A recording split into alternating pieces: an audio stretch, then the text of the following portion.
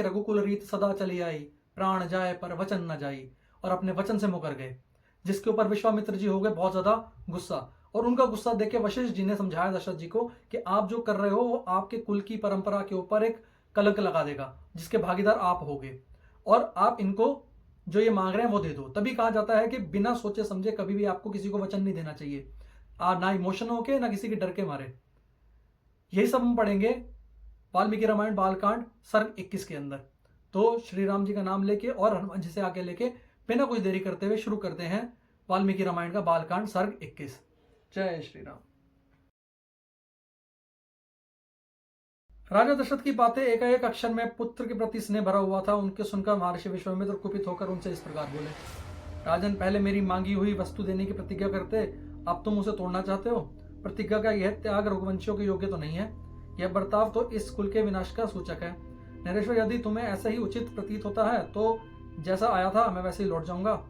ककुस्थ कुल के रत्न, अब तुम अपनी प्रतिज्ञा झूठी करके हितैषी हृदय से घिरे रहकर सुखी रहो। बुद्धिमान विश्वामित्र के कुपित होते ही सारा पृथ्वी कांप उठी और देवताओं के मन में महान भय समा गया। उनके रोष से सारे संसार को त्रस्त हुआ जान उत्तम व्रत का पालन करने वाले धीर चरित महर्षि वशिष्ठ ने राजा से इस प्रकार कहा, महाराज, आप इक्ष्वाकु वंश के राजाओं के कुल में साक्षात दूसरे धर्म के समान उत्पन्न हुए हैं।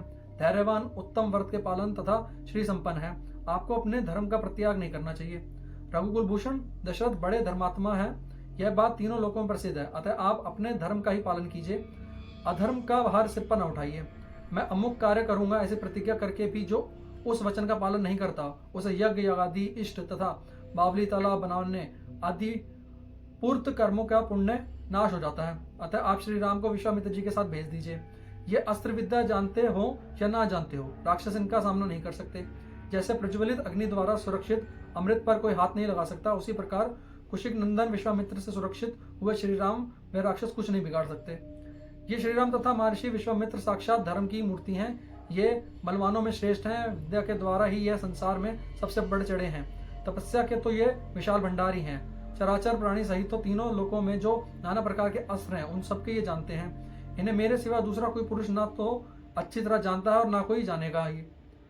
देवता, ऋषि, राक्षस, गंधर्व, यक्ष, किन्नर तथा बड़े बड़े नाग भी इनके प्रभाव को नहीं जानते हैं। प्राय सभी अस्त्र प्रजापति कृशाश्व के परम धर्मात्मा पुत्र हैं। उन्हें प्रजापति ने पूर्व काल में कुशिक नंदन विश्वामित्र को, जबकि ये राजशासन करते थे, समर्पित कर दिए थे।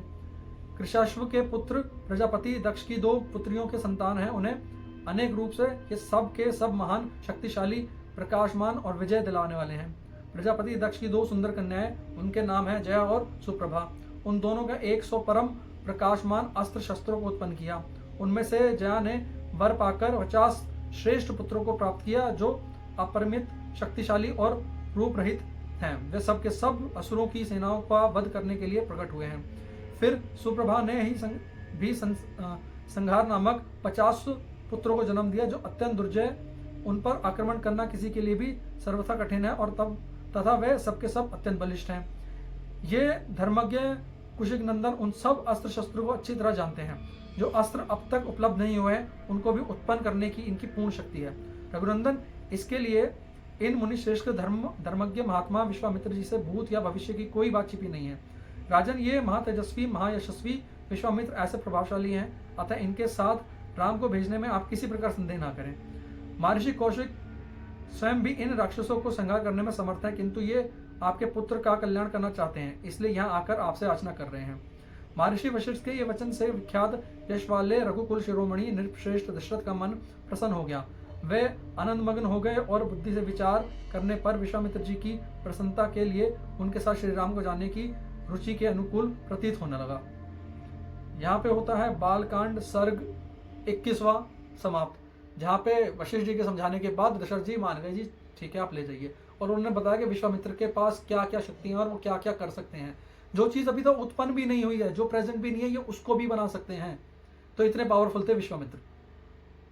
वहीं पे ही 21वें सर्ग के अंदर पढ़ेंगे हम कि राजा दशरथ कैसे अलाउ करते हैं राम और लक्ष्मण को उन्हीं के साथ भेजने में, और मार्ग में विश्वामित्र उनको बला और अति बला नाम की शिक्षा देते हैं।